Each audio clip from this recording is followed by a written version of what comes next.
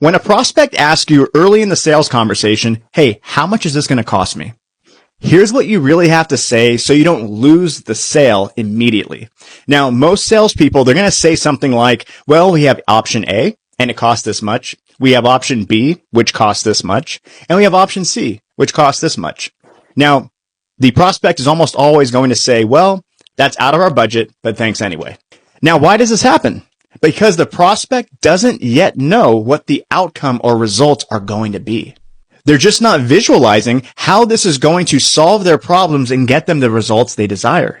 So when you're asked this question, do not panic and don't start giving them the lowest price you have available, but instead start probing with questions to understand where they are at currently and where they would like to be with your product or service. Okay, so what should you do? How should you handle this? Well, most salespeople, they will try to bypass this and ignore it, hoping that the prospect just forgets about the question altogether. Now, be careful with that. That is going to work against you because the prospect is going to think that you're avoiding the question and consequently hiding information. And that is a no-no. But instead, when you're asked, how much is this going to cost me? You want to address the question in this manner. That's a great question. I'm going to get you that information. Now, what the exact number is going to be, it really depends on what your situation is currently and what you want to get out of this long term.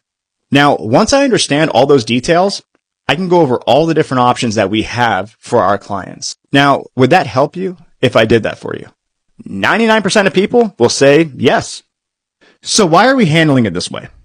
Because I'm explaining the why behind me not giving them the price without first knowing where they are at currently and what they want to get out of this long term. And now it makes sense to them why I'm asking these questions to understand their situation. But I didn't give them the price, so I can first uncover the extent of their problems. Because once I've understood the extent of their problems, I can then begin to build the gap between where they are now and where they want to be. Now, this is just one example. And it's going to vary depending on the industry that you're in and the product you're selling. But now you understand the overall thought process behind answering and dealing with the how much is this going to cost me question when it happens early in the sales conversation.